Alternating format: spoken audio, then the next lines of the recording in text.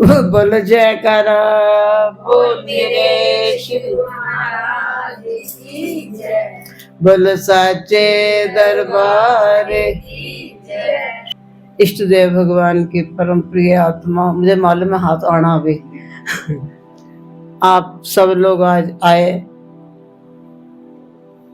बसंत के लिए। एकादशी है, बसंत है। देखो कितना सुहावना मौसम है।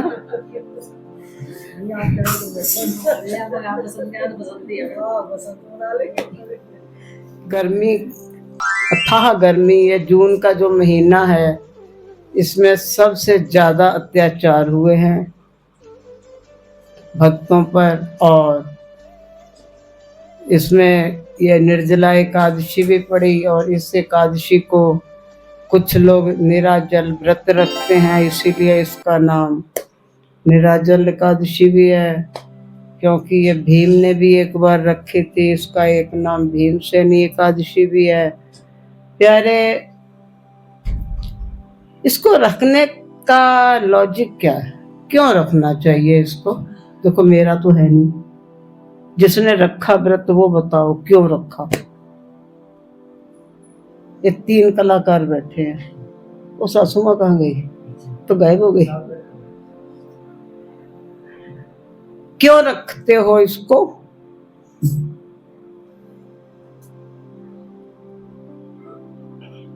स्वर्ग माने के लिए।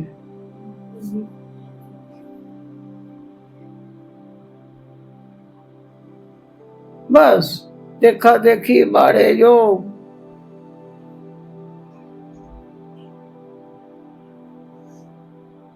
ऐसा नहीं होता है कि देख देख के उसने किया तो हम भी कर ले, उसने किया तो हम भी कर ले। काम कठिन है तो फिर हम नहीं करते, अगर काम आसान है तो हम कर लेंगे।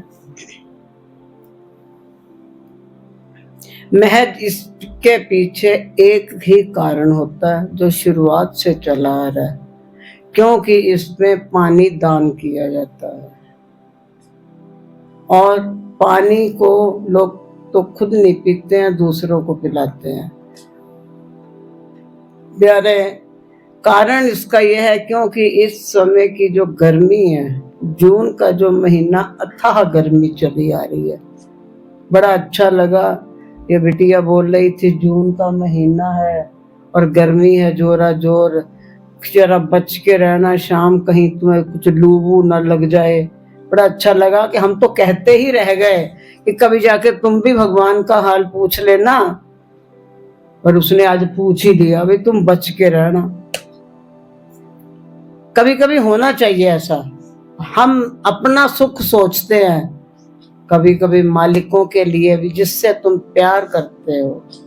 अच्छा ये बताना, प्यार कहते किसको है? एकादशी से तो बाद में मिल लेंगे, वो तो अपनी हुई है, यहीं पड़ी रहे भाई। प्यार प्रेम किसको कहते हैं? कौन कौन प्रेम करता है?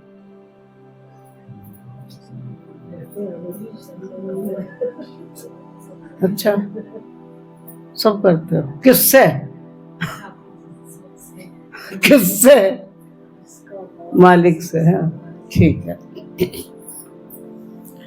मालूम है कि प्रेम कहते किसको है? प्रेम नाम है त्याग का, प्रेम नाम है तप का, प्रेम नाम है तपस्या का। वो सीन याद आ गया जब भरत जी भगवान राम को लेने के लिए जा रहे हैं चित्रकूट, तो उस वक्त 2-3 दिन तक ये महफिल जमी रही और कुछ फैसला नहीं निकला। उधर प्रेम का सागर था और उधर आज्ञा का सागर था, और बड़ी मुश्किल खड़ी हो गई। वो अपनी आज्ञा पे अटके बैठे हैं और वो प्रेम। महाराज जनक भी कह रहे हैं, मैं विदेह होता हुआ भी विचलित हो रहा हूं कि ये 2 सागर जो बह रहे हैं इतने भयंकर, अब इन सागरों के बीच में मेरे बस का फैसला देने वाला कोई जुगाड़ है नहीं। फिर भी जो महादेव की तरफ से हुक्म होगा देखते हैं। बाद में उन्होंने यही कहा कि देखो, आप अपने प्रेम की भी लाज रखो, और प्रेम ये मांगता है कि कभी भी जिससे तुम प्रेम कहते हो, तुम्हारे प्रेम के चलते वो धर्म संकट में ना पड़ जाए। हम तो डालते ही हैं धर्म संकट में, है ना। अपनी बात को रख लेते हैं, स्वामी जी ऐसे ऐसे ऐसे ऐसे ऐसे। स्वामी जी पहले बोले भंडारी क्या, तो ठीक है ऐसे नहीं तो ऐसे कर लो, ऐसे कर लो, ऐसे कर लो। बाद में उन्होंने कहा कि तुम जाओ वापस। तो कहा भैया एक चीज मांगू तो दोगे? कहते पगले, तू जान भी मांगेगा तो मैं दे दूंगा। कहते भैया आपकी जान लेके मैं क्या करूंगा, आपकी जान मेरी जान तो एक ही है ना, बस आप मुझको अपनी चरण दासियां दे दो। 14 वर्ष तक शासन यही करेंगी।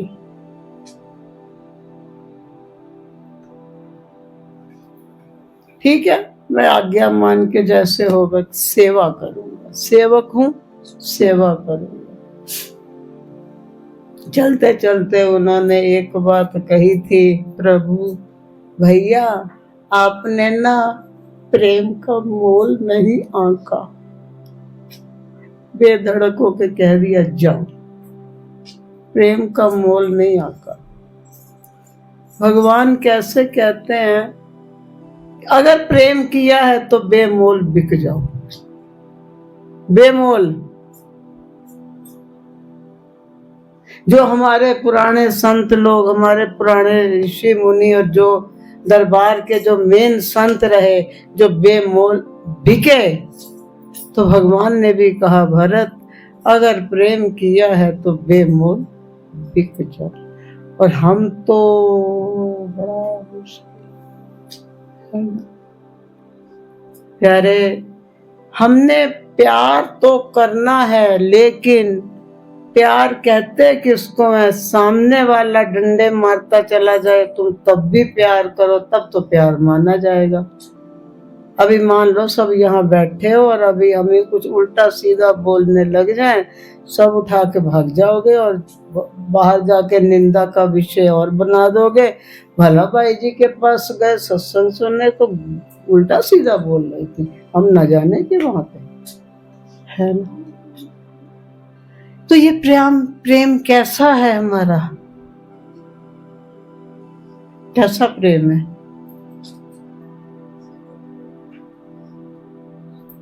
प्रेम सीखना है तो अपनी माँ से सीखो, प्रेम सीखना तो अपने पिता से सीखो, प्रेम सीखना तो अपने पहले गुरुजनों से सीखो, फिर करके दिखाना। जिन्होंने माता पिता और गुरुजनों की इज्जत नहीं की, वो सतगुरु की इज्जत क्या करेगा, नहीं कर पाएगा वो, क्योंकि वो कभी किसी की इज्जत की ही नहीं उसने, है ना। तो प्यारे, ये एकादशी का भी जो त्योहार है, एकादशी तो 24 आती हैं साल भर में, महीने की 2 होती हैं, लेकिन ये वाली जो एकादशी है इसका थोड़ा सा विशेष महत्व इसीलिए है क्योंकि आज ही के दिन अम्बरीश जी ने भगवान के नाखूनों से वो पानी गंगा को निकलवाया था और सारे तालाब तलूब सारे पानी से भरे थे और फिर बरसात भी हुई थी। प्यारे, जीवन में हमको बहुत कुछ सीखने को मिलता। कल ये लाली आई थी, सुभाष जी भी आए थे, तो हम पूछ रहे शादी के कितने साल हो गए भैया, मजाक तो करते ही हैं, कहते 45 साल हो गए इसको झेलते हुए। मैंने अच्छा ऐसे बोलोगे, तो मैंने कहा ये बताओ भैया 45 सालों में कितने उतार चढ़ाव आए, हर किसी के लिए। तो सामने बैठ गई ना, तो एक बात आप सबके जीवन में आते रहते हैं। कितने आते हैं? जितनी जितनी जिसकी जिंदगी हो चुकी है उतने उतने आते हैं या नहीं आते हैं, बताइए। किसी के जीवन में कैसे, किसी के जीवन में। तो ये तो बेचारी वैसे ही, हमने जब से मिन्नी कुटिया में देखा है इसको, हमने कभी इसको मिर्च वाली दाल खाते नहीं देखा। ये फीकी माता ही है क्या जी, पेट कटा पिटा सारा और ऐसे ही चलना। आए दिन हर चौथे दिन तो ये जयपुर पहुंची रहती थी। फिर भी एक वो वक्त था तब सुभाष जी मिन्नी कुटिया का एक दीवार तब भी आने से रोकते थे। तब कभी इनको गुरुपाल ने कहा होगा चिंता न करो, खुद लेके आएंगे। और वो मेरे को कल आए, वो स्पेशल लेके आया इतनी कड़कती धूप में। बीच में रहती रही कितना कितना समय, कुटिया में भी रही है, महीना महीना 15-15 दिन तक रहती रही है। सबसे ज्यादा तो यही रही है आश्रम में। कौन सा ऐसा आश्रम है जहाँ ये ना पहुंची हो बहन जी हमारी। गुरुमा जी की कृपा से और सुभाष जी तंदुरुस्त रहे, उनकी कृपा से। वो ना भेजता तो कैसे आ सकती थी। उस समय एक दीवार में इधर आना मुश्किल था, लेकिन बाद में सब जगह। तो जीवन में कितने उतार चढ़ाव आते रहते हैं, लेकिन कोशिश ये करनी चाहिए कि कभी भी किसी को धोखा न दो। लेकिन हम तो धोखे से तो हमारी दिन की शुरुआत होती है, जहां से कुछ मिल जाए। गांधी की बड़ी चलती है आजकल। जहां से मिल जाए सोचते हैं ये भी सही है, ये भी सही, ये भी सही, ये भी सही। लेकिन प्यारे,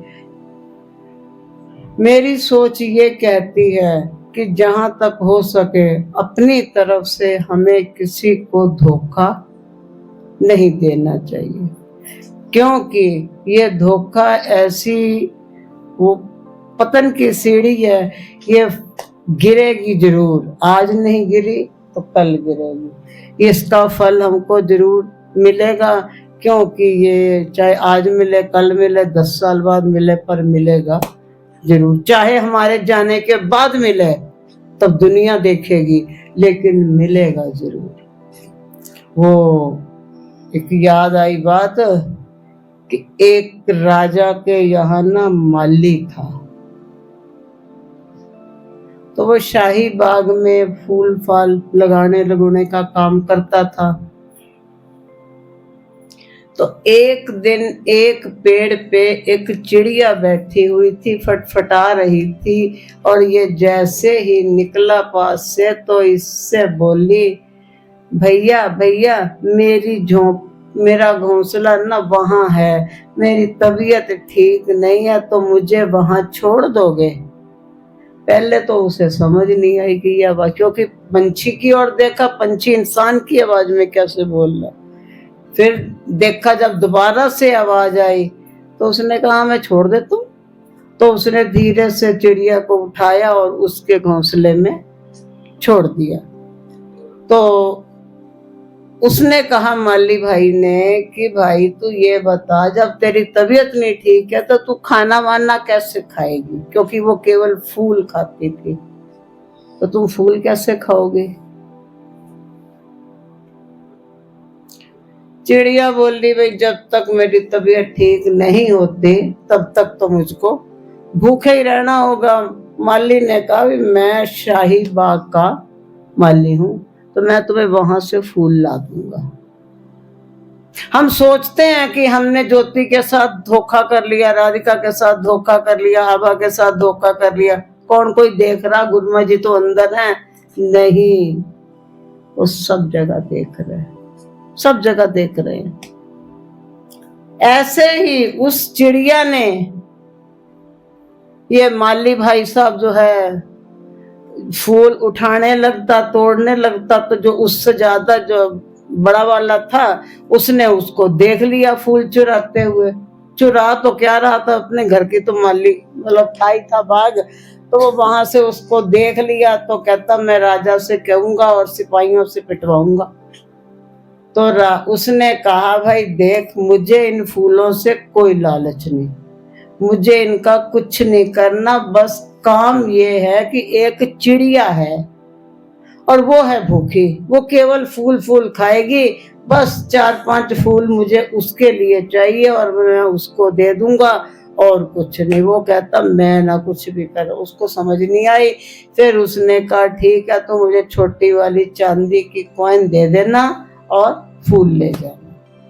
कई दिनों तक ऐसे चलता रहा, कॉइन दे देता था, फूल ले जाता था, कॉइन दे देता था, फूल ले जाता था, उसको खिला देता था। आखिरकार करते करते एक दिन उसकी कॉइनें खत्म हो गई। कहाँ तक उसके पास जो मटका दवा पड़ा था।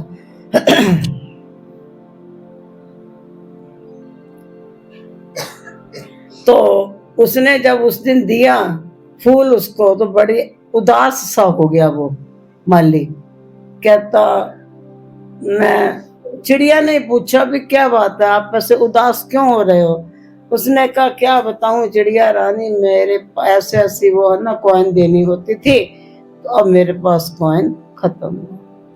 चिड़िया ने कहा परेशान मत होइए, अब मेरी बारी है और अब मैं ठीक हूँ, आप परेशान हो, मैं जरूर कोई ना कोई रास्ता देखूंगी, ढूंढूंगी जिससे आपका भी काम कुछ बना जाए।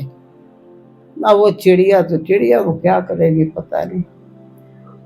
तो उसने कहा अच्छा तुम एक काम करना, रोज चाहे जाते हुए और चाहे आते हुए मुझे मिलने जरूर आना, क्योंकि तुम्हारे साथ एक थोड़ा सा स्नेह हो गया है, तो मिलने जरूर आना मेरे को।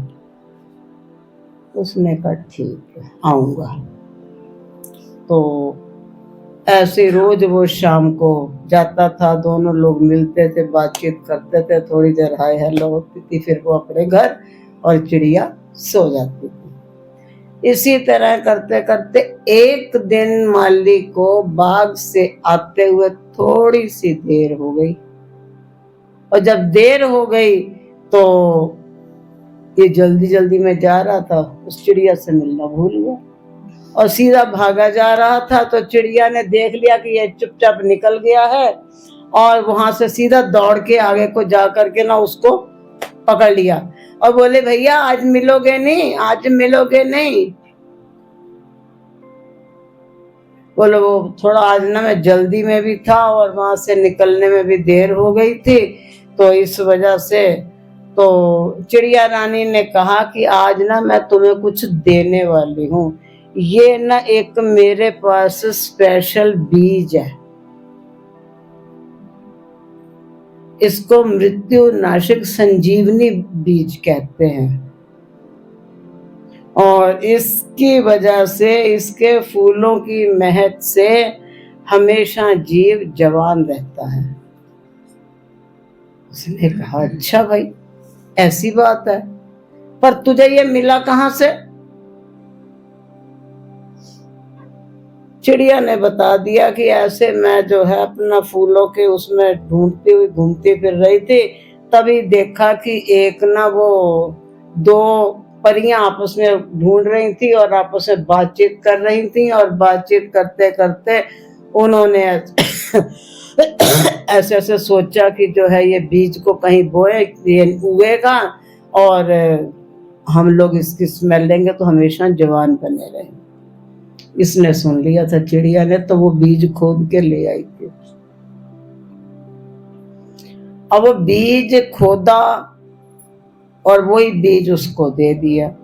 उसको ये रहा कि ठीक है इसके गुण अवगुण भी मुझे पता चल गए, ये केवल रात में 1 महीने में पेड़ तैयार हो जाएगा, और रात में इसके फूल खिलते हैं और सवेरा होते ही फूल इसके गायब हो जाएंगे। रात रात में तुमने जो करना कर लो, लेकिन इसके फूलों की स्मेल बड़ी दूर तक जाती है। तो उसने कहा भाई कहाँ बोऊं मैं इसको? बड़ा सोच में पड़ा कि आखिरकार मैं बीज ये डालूं कहाँ। क्योंकि चिड़िया ने ये भी कह दिया था कि तुम इसको किसी को बताना नहीं तुम झंझट में पड़ जाओगे। तो मैं कहाँ बोऊं, घर के पास बोता हूँ तो फिर तो सब पड़ोसी देख लेंगे, पड़ोसी देखेंगे सबको बताना पड़ जाएगा, फिर झंझट पड़ेगा, तो आखिरकार बोऊं कहाँ। सोच सोच के उसने सोचा कि मैं ना इसको राजा के बाग में ही बो देता हूँ, वहां सुरक्षित रहेगा। और राजा तो फिर राजा ही है। खैर तो जाता तो था ही था वहां पे राजा के बाग में, तो ये वहां पे गया और एक दिन जो है उस दिन वहां पे जो मिट्टी खोद के उसी बीज को डाल रहा था, तो दूसरे वाले बड़े वाले माली ने देखा और वो आया तो उसने पूछा भाई क्या कर रहा। कहता कर क्या रहा हूं, ऐसे ऐसी एक बीज है इसको बोना। उसने सारी बात पूछी, फिर उसने सारी डिटेल उसको बता दी। तो उसने सोचा अगर सच में इसकी बात सच है फिर तो मैं राजा को गुलदस्ते दे दे कि मैं अमीर अमीर हो जाऊंगा। उसके मन में केवल लालच था। कितना भी माली उससे प्यार कर रहा था, उसको सारा अपना भेद बता रहा था, सारी चीज दे रहा था, लेकिन वो अपने धोखे से बाज नहीं आ रहा था। और यही हुआ। वापस फिर उसने जो है देखा तो ये ना फूल तोड़ रहा था बेचारा। उसने देखा, बोला चोर चोर चोर चोर, देखो फूल तोड़ रहा फूल तोड़ रहा। फूल पहले भी इसी ने तोड़े हैं, बताया नहीं कि मैंने सिक्के लिए थे, पहले भी जो गायब हुए तो इन्होंने ही तोड़े थे। और तोड़ ताड़ के जो है यही ले जाता रहा, ये है वो है। और जब उसको जो इस तरीके से लेके घेरे में खड़ा कर दिया, राजा ने उसको निकाल दिया और फिर सारी जिम्मेदारी। और ये रोज अब उसका फूलों का गुलदस्ता बनाए, राजा को दे, और राजा भी तंदुरुस्त एकदम तरोताजा। धीरे धीरे उसकी उम्र कम होने लगी। राजा खुद महसूस कर रहा था कि मेरे को ऐसा लग रहा है कि मेरी उम्र 10 साल कम हो रही है। खैर प्यारे बीतता रहा वक्त। एक दिन राजा की राजकुमारी कहीं बाहर से जो है पढ़ाई वढ़ाई करने के चक्कर में गई हुई थी, तो वो जब आई तो उसको लगा भी ये अजीब सी स्मेल कैसी है। और उसी स्मेल को लेती लेती लेती लेती वो बाग में पहुंच गई। वहां पे जो पहुंची तो इत्तेफाकन उधर वो परियों को लगा कि भाई हमने बीज तो यहीं डाला था, तो ये बीज उगा क्यों नहीं। लगता बीज किसी ने चोरी कर लिया। अब उसको पकड़ने का एक ही साधन है कि रात के समय वो बंदा जो उसने चोरी की है वो फूल तोड़ने तो जरूर आएगा। और ये राजकुमारी तो बेचारी वैसे टहलती हुई चली गई। परियों ने सोचा शायद इसी ने चोरी की है, और परियों ने उसको पत्थर का बना दिया राजकुमारी को।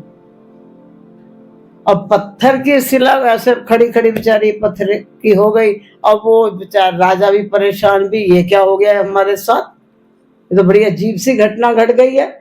खैर प्यारे उससे पूछा माली बड़े वाले से, भाई जे तूने बीज बोया है, क्योंकि उसने ये सारी बात अपने पे ले ली थी कि मैंने ही खरीदा है, मैंने ही बोया, मैंने सब कुछ किया। जब तूने इसको कहता इसके गुण भी पता, तो अब गुण भी पता होंगे, अब बता मेरी बेटी सही कैसे होगी। अब जब उसने देखा कि अब तो जान पे बीत रही है, तो राजा को उसने सारी बात सच सच बता दी। भाई वो जो तुम्हारा पहला वाला माली था ना छोटा, ये उसकी कारस्तानी है, मैं तो केवल ऐसे ही पैसों के लालच में आ गया था। रोज की स्वर्ण मुद्राएं लेता था 100 और गुलदस्ता देता था। प्यारे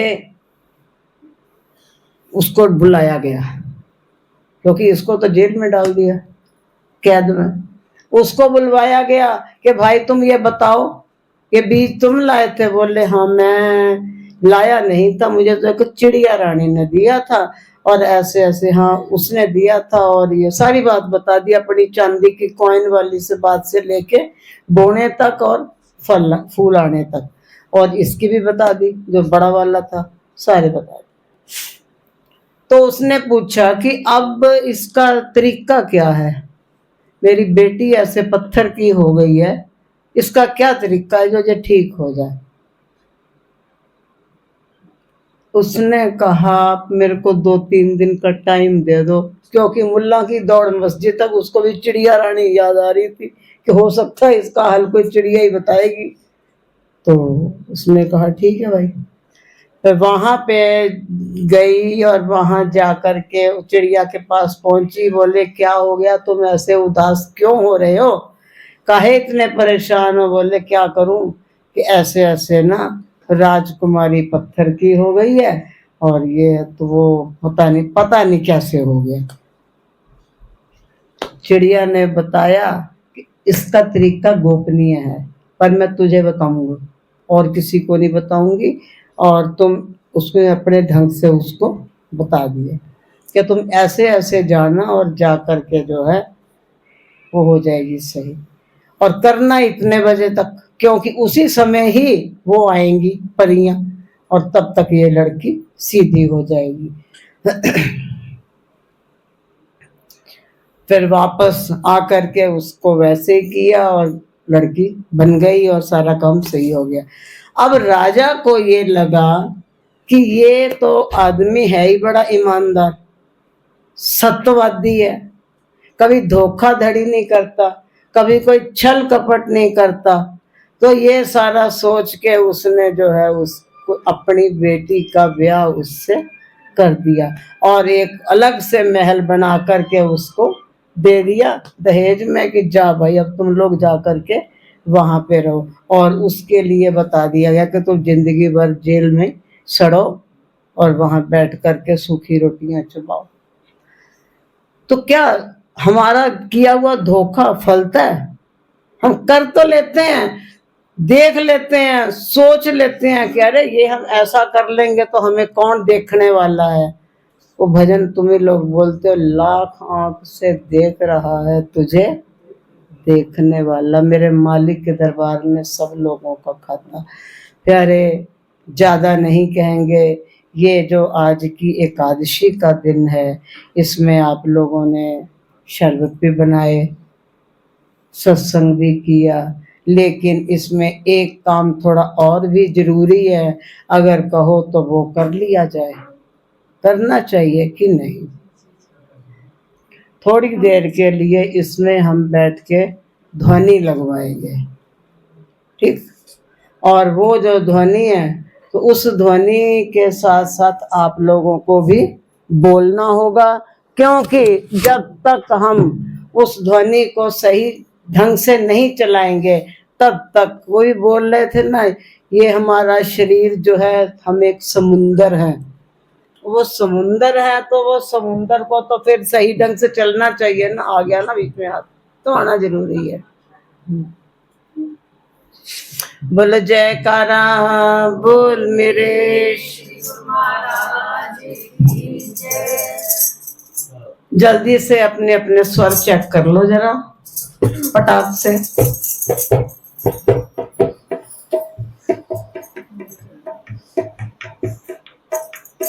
और अब हम ज्यादा नहीं करेंगे, केवल 5 मिनट का एक ध्वनि लगा करके फिर ध्यान पे बैठेंगे अजपा पे।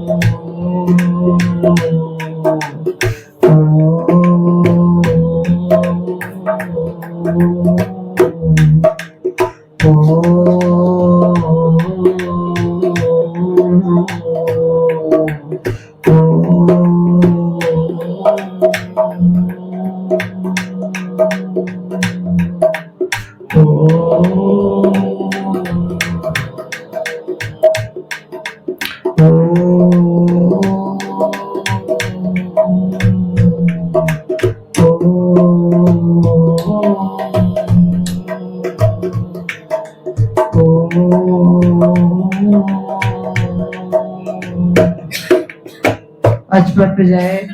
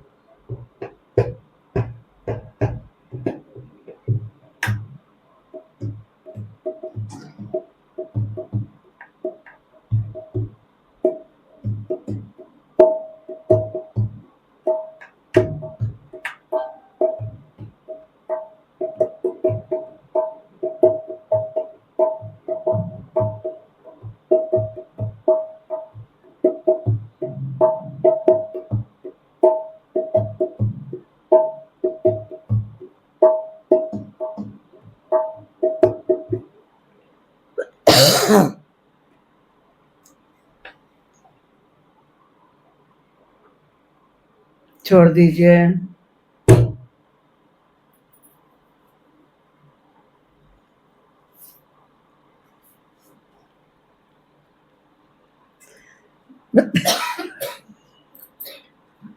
एक बच्चा बैठा हुआ, उसको हम आज बंदर कह सकते हैं आज की तारीख में। ये याद आ गया जब ये इतना बड़ा था। प्रथम आपका बलजीत नगर में ये बैठे हैं राजबहन जी, आरती करनी है जी, आरती करनी है। वो बेचारा पूरा ऊपर नीचे न्योता देता फिरा कि हाँ और चलो भाई नीचे आरती होने जा रही, आरती होने जा रही, चलो चलो चलो चलो चलो।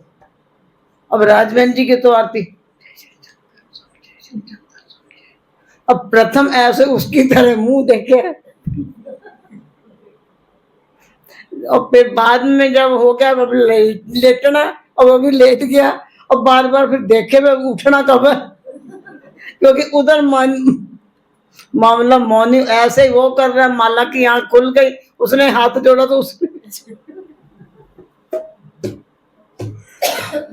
यारे दे। एकादशी का मतलब ये होता है, ये पक्के सही शब्दों में कर लो तुम कुछ भी, 10 इंद्रियों को वश में करना, और 11वां जो मन है उसको एकाग्र करना। सही शब्दों में तो ये एकादशी होती है हमारी। ये वो बात की बात है कि तुम कुछ भी करते फिर वो तुम्हें फुल डिस्काउंट है। कुछ भी करो, कुछ भी रहो, कहीं भी रहो, कैसे भी रहो। प्यारे ज्यादा नहीं कहेंगे, गर्मी बहुत है, और इसी गर्मी के चलते सारे काम हो रहे हैं ना। कौन सा काम रुका है? आप लोग घरों के अंदर हो, आप लोगों के पति लोग बाहर जाते होंगे, उन्हें गर्मी नहीं लगती है। जो लेबर लोग काम करते हैं उन्हें गर्मी नहीं लगती है। और जो इतनी मेहनत मजदूरी कर रहे हैं, हमारी वो प्रेस वाली है बेचारी, प्रेस की भी गर्मी और ऊपर से भी गर्मी, उसे गर्मी नहीं लगती, उसने कौन सा वहां एसी लगा रखा है ना। अगर हम दूसरों को देखेंगे तो हमारी थोड़ी विल पावर स्ट्रांग होगी, अदरवाइज हम तो फिर मरे जा रहे, हाय गर्मी तो हाय गर्मी तो हाय गर्मी।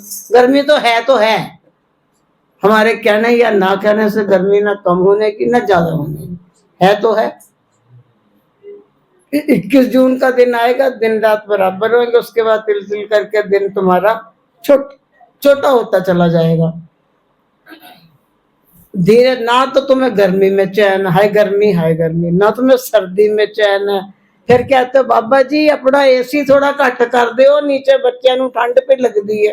अरे बेचारे बाबा जी क्या करें, एसी कम करें कि तुम्हारा कूलर कम करें, क्या कम करें, इंसान को कहीं भी संतोष नहीं है ना। परमात्मा का शुक्राना करते रहो, उसकी रजा में राजी रह के बड़े आराम से जीवन कटेगा। लेकिन अगर हमें, स्वामी जी अक्सर एक बात कहते थे कि पूछा गया किसी से कि तुम्हें क्या चाहते हो, उसने कहा जी मुझे ये भी चाहिए, मुझे सुख भी चाहिए, मुझे धन भी चाहिए, मुझे ये भी चाहिए, मुझे आनंद भी चाहिए। स्वामी जी कहते वो तो ऐसे मिल जाएगा, और पीछे से चाहिए हटा दे। ये चाहिए ही तो मुसीबत की जड़ है, ये चाहिए वो चाहिए वो चाहिए वो चाहिए, पीछे से चाहिए हटा दो, बहुत आनंद में रहोगे।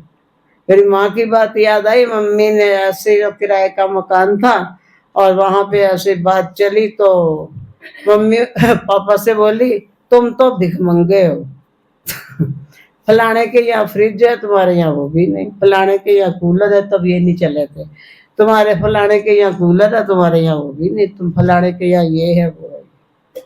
पापा तो पापा ठहरे, रखी टांग पे टांग, ऐसे लेट गए और कहते जब तक मैं इस मकान का किराया दे रहा हूं मैं ही इसका लैंडलॉर्ड हूं।